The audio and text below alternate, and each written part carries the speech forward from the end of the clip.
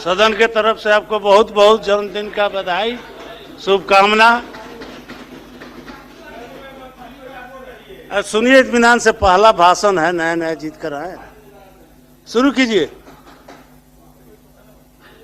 महोदय, महामहिम के अभिभाषण पर मुझे अपनी बात रखने का माइक पर बोल रहे हैं, आपने अवसर दिया, इसके लिए मैं आसन के प्रति आभार व्यक्त करता हूं और सदन में उपस्थित अपने तमाम श्रेष्ठ सम्मानित सदस्यगण के प्रति भी आभार व्यक्त करते हुए, आप सभी के प्रति सम्मान समर्पित करते हुए विनम्रता पूर्वक अपनी बात शुरू करना चाहता हूं।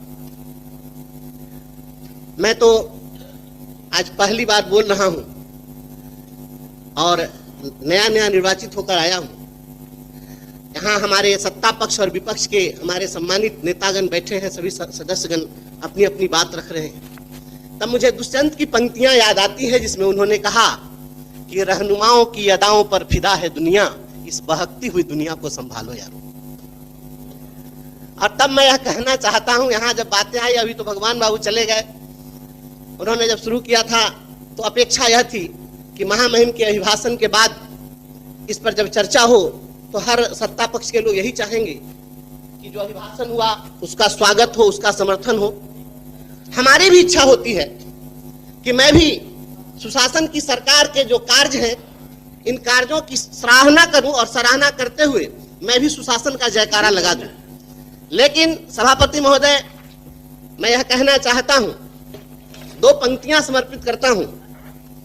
यकीन से काम लो, वहमो गुमा से कुछ नहीं होता, यकीन से काम लो, जमी पर चलने वालों, आसमां से कुछ नहीं होता, यकीन से काम लो।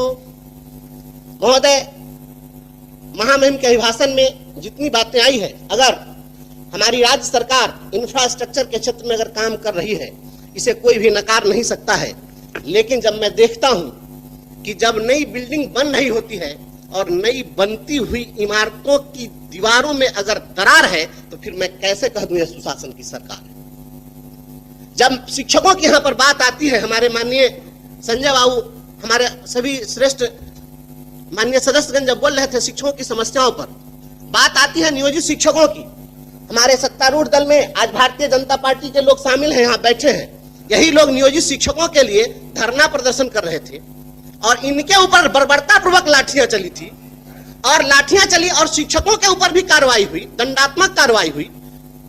हमें अपेक्षा थी कि इस अभिभाषण में शिक्षकों की जो समस्याएं थी उसमें एक प्रमुख समस्या थी कि अभी वर्तमान वाले जो एसीएस हैं, इनके ठीक पहले वाले जो एसीएस थे, उनके समय में धरना प्रदर्शन करने वाले शिक्षकों का वेतन हजारों शिक्षकों का काटा गया, उन पर कार्रवाई हुई। इसके संबंध में भी कुछ चर्चा उस पर होगी, क्योंकि मैं समझ रहा था कि और कोई कुछ कहे न कहे, भारतीय जनता पार्टी के लोग तो शिक्षकों के हित ऐसे हैं, क्योंकि इतनी लाठी कोई नहीं खाए आज तक के इतिहास में। लेकिन जब मैं देखता हूं बात यहाँ पर चली है, विपक्ष के लोगों ने यहाँ पर जब बात उठाई कि अंबेडकर साहब ने संविधान दिया, अधिकार दिया, तो यहाँ बात हुई क्यों हम उन अधिकारों की रक्षा कर रहे हैं।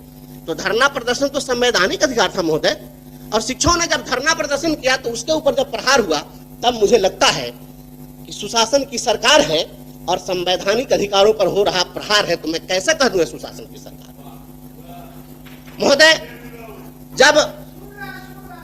महोदय मैं छोटा सदस्य, मुझे बोलने दिया जाए।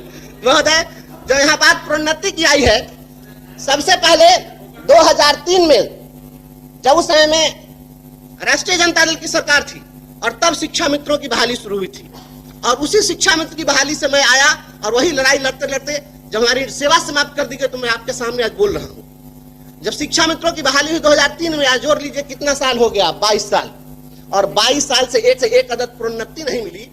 मैं बहुत ही यहाँ पर दुख के साथ कह रहा हूं।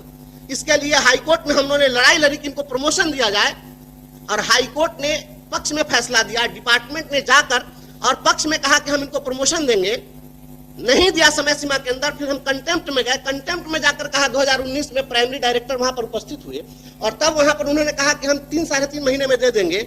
अब 2019 का जोड़ लीजिए, इतने दिन में प्रमोशन नहीं मिला। तब मुझे महोदय यह कहना पड़ रहा है कि अभिभाषण में इस बात को शामिल किया जाना चाहिए। अगर आप शिक्षकों के सच्चे हितैषी हैं तो यह शामिल होना चाहिए था कि इनको प्रोन्नति दी जाएगी। और मैं समझता हूं कि जहां यह अपेक्षा है आपके जयकारा लगाने की, तो जहां पर हाई कोर्ट भी लाचार है, तो फिर मैं कैसे कह दूं ये सुशासन की सरकार है। इसलिए महोदय और माननीय मुख्यमंत्री हमारे आदरणीय श्री नीतीश कुमार जी समाज सुधार के लिए भी जाने जाते हैं। अपना पॉइंट देख रहे हैं जी, पॉइंट है इसमें। आप जो बात अजी, 2 मिनट और समय है, जी उसको बस, बोलिए। मैं बहुत ज्यादा लंबा नहीं बोलूंगा महोदय, मैं बहुत ज्यादा बोलने के पक्ष में नहीं हूं। मैं ऐसा कुछ नहीं है, सभी लोग बोल चुके हुए हैं।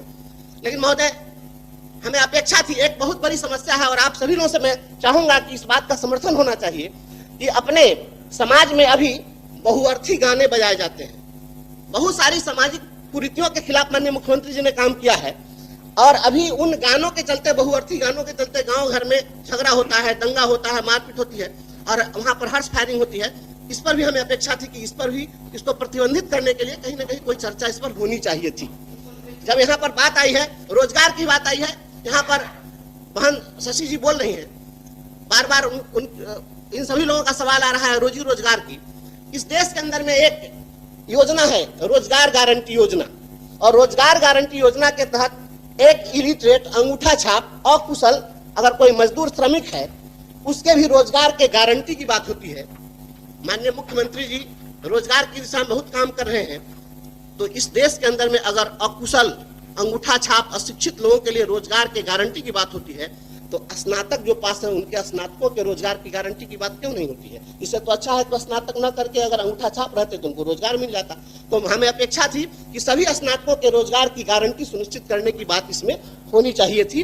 ऐसी हमारी अपेक्षा थी। और महोदय, बात वित्त रहित गुरुजनों की आई है, आदरणीय संजय बाबू ने बातें यहाँ पर कही है। मैं वित्त रहित शिक्षकों की समस्या बार बार हम लोग पहले भी अखबार के माध्यम से, टीवी चैनलों पर देखते रहे। यह सदन वित्त रहित गुरुजनों के पक्ष में, उनके लिए हमेशा आवाज इस सदन से आती रही है। लेकिन 2016 के बाद अगर उनको अभी तक अनुदान नहीं मिला, जो सरकार स्वयं वादा की थी, खुद यह नियम बना करके, अधिसूचना जारी करके और तय किया था कि हम इन्हें अनुदान देंगे, तो आखिर उस अनुदान की भी राशि नहीं दी गई। तो हम फिर बाद में हम लोग बात करेंगे वेतनमान की। तो वह मैं समझता हूं कि हम लोग की अपेक्षा थी कि इसमें इसकी चर्चा होती। आउटसोर्सिंग कर्मियों की बात हुई है, कितना बड़ा शोषण हो रहा है इस राज्य के अंदर। आप सभी लोग इस चीज से भली भांति अवगत हैं कि आउटसोर्सिंग एजेंसियों के माध्यम, जी मैं समाप्त कर रहा हूँ, आउटसोर्सिंग एजेंसियों के माध्यम से, ना 5 में फिर ठीक है, सदन की सहमति सभापति महोदय, मैं तुरंत समाप्त कर देता हूँ, बस 1 मिनट में सहमति लेनी पड़ेगी, टाइम बढ़ाना पड़ेगा। मैं तुरंत समाप्त करता हूँ। तो आउटसोर्सिंग एजेंसियों को जो छूट दे दी गई है, तो क्या शोषण का अधिकार दे दिया गया है कि आप 8,000 और 7,000 पर काम लीजिए? इस पर रोक लगनी चाहिए।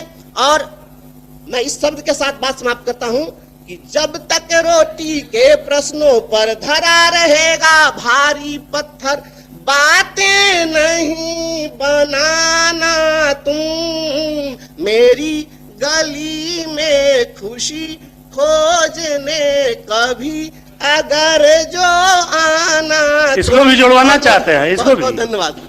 राज्यपाल के यहाँ ये भी पहुंचाना चाहते हैं। मैं